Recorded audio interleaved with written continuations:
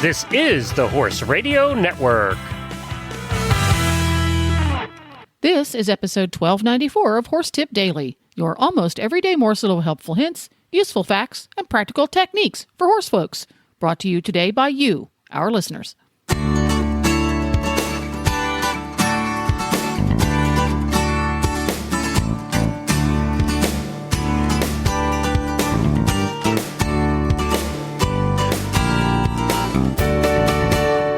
And I'm so happy to welcome to Horse Tip Daily Tony from Cashel, which is a part of the Equibrand company, and they know a lot about fly masks, and it's fly mask season. So I wanted to get Tony to come on and explain to us what a fly mask is, what it's supposed to do, and how to put it on your horse's head properly, because we've all seen those horses going around out in the pasture who've had their fly masks put on incorrectly, and they're a little bit miserable for it. So welcome to the show, Tony. Hey, thank you for having me.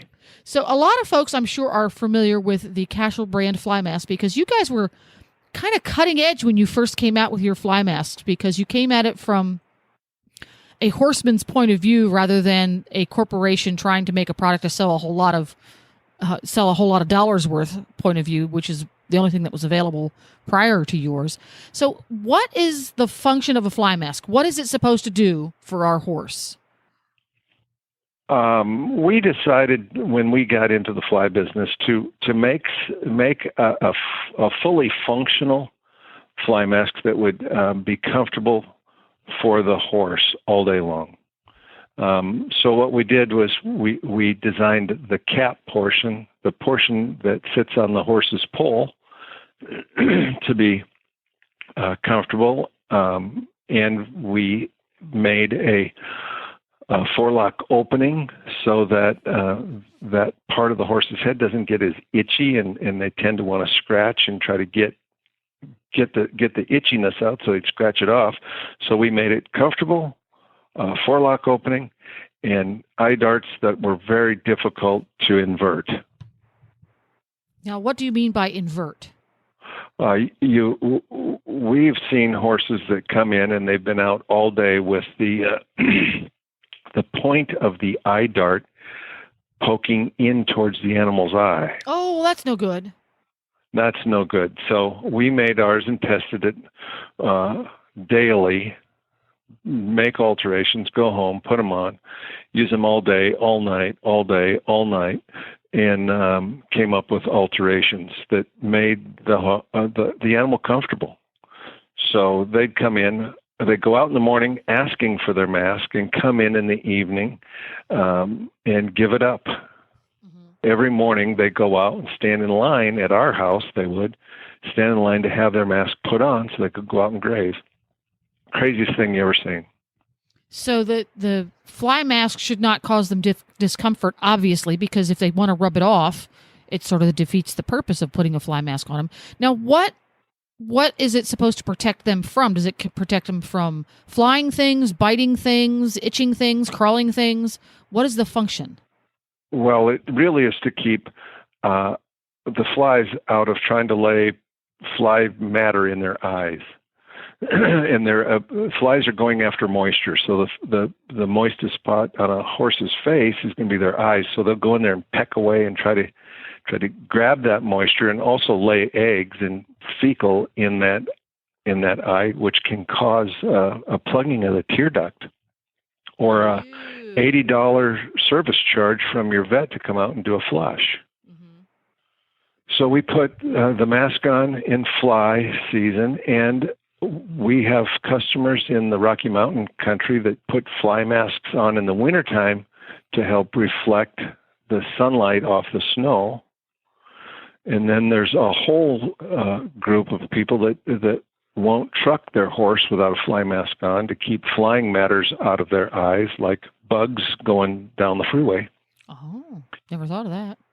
Yeah, and then gnats, mosquitoes, black flies, yellow flies, all the stuff that gets in and makes a horse shake his head, whether you're horseback or out in the pasture, grazing.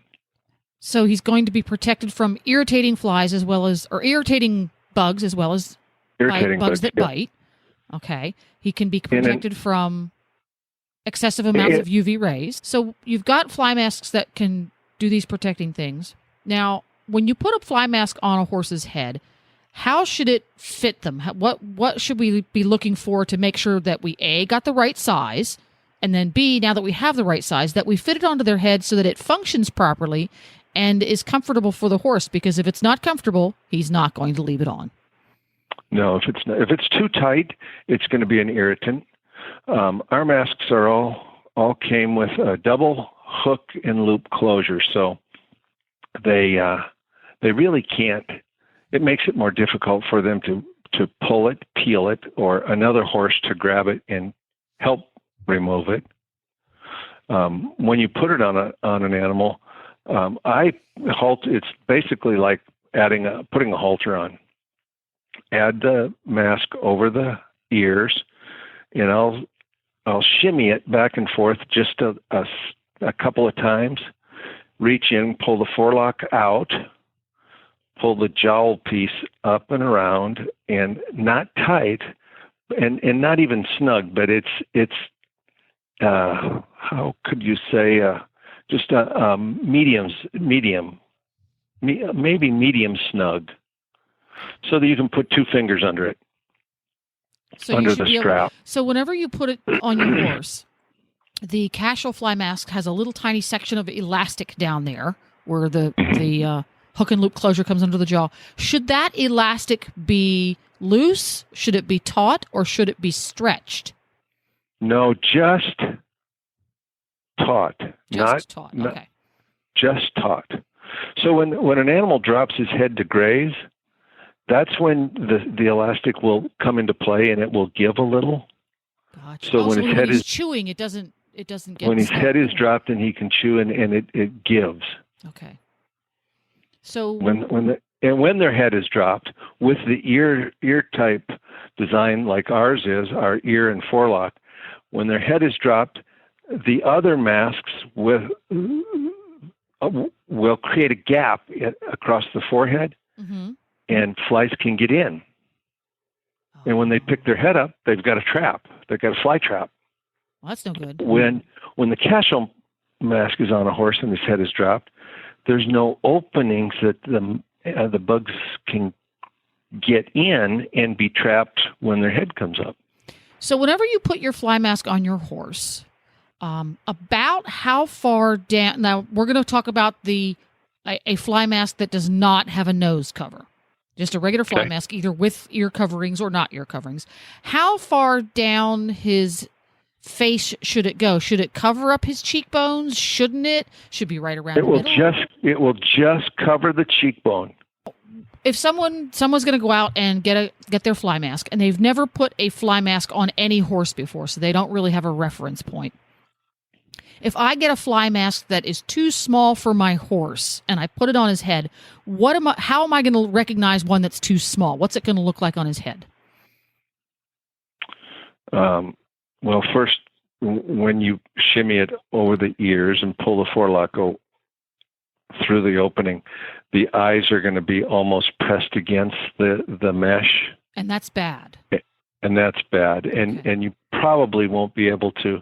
You may be able to just get the hook and loop to attach, but it's going to be as obvious to anybody as putting a full halter on a full-size horse. So if it's too small, it's going to press against their temples or against their little eyelashes on the top and things like that, and that's going to be irritating to the horse emotionally, if nothing else, if not cause him rub marks because you've put a mask on that's too small. So you want to make sure it's well clear of his orbits. For sure. All right. Now, this is something I see a lot of. People crank down their fly masks so that it's really snug around their cheekbones. Is there a reason why you would or would not want to do that? Well, too tight, and when they're grazing, they're the muscle structure's moving around. Too tight could cause an irritated spot or a raw spot at prolonged periods of time. All right, so you don't want to have it tight because you don't need to, and you might give your horse a rub mark. Right. All right, and he's going to want to take it off because it's uncomfortable. Yeah, when it gets to itching and hurting and an irritant, he's gonna rub that on his leg, and he'll get it off, or he'll nicker to a friend, and the friend. Hello. Yeah, help me, help me. They have a communication network, don't they? They do. I know they do. They do. Now, for horses who play hard in the field, and we all have them, especially the geldings, they love to play lip tag and halter tag and fly mask tag. Is it a good idea or a bad idea to try and use some type of anti-chewing product on the fly masks to discourage them trying to yank on it with each other's faces? I think our experience with yearlings and 2-year-olds has been when you put colts out together, at least for the first 3 or 4 days. And a lot of people may not like this, what I'm going to say, but you have to address it. Otherwise, you're chasing, pulling, finding masks that were tug-of-war items. I will put, and have many times, a halter over the mask and kick them out. Let them get through the curiosities of it. And when they know they can't seem to get it off, it goes away. They forget about it. The halter can come off after sometimes 1 day or a few hours, sometimes 2 or 3 days. But then you can pull it off, and the animals they're good. They realize, hey, I just got my sunglasses on. Leave me alone. So a well-fitted leather halter is where you would go if you wanted to discourage that sort of behavior? Yeah. A halter, whatever the makeup is, but that's fitted and fits properly. Kick them out, and they will find they're smart. They're smart animals. They will find I can't get that off, and they'll forget about it. There we go. Well, that comes right from the top of the heap because Tony, as I said, is with Cashel Equibrand, and they make lots and lots of fly masks. So if you haven't ever checked out the brand, check it out. You can find them online at cashelcompany.com. And thank you very much, Tony, for helping us out on how to fit a fly mask so that it A, works, and it B, is comfortable for your horse. There you have it. This podcast was made possible through the generous support of listeners like you, our auditors. Learn how you can help support Horse Radio Network programming and qualify for auditors-only perks by going to horsetipdaily.com and clicking on the Become an Auditor banner. This is Coach Jen, and I'll be back again soon. So until then, go ride your horse.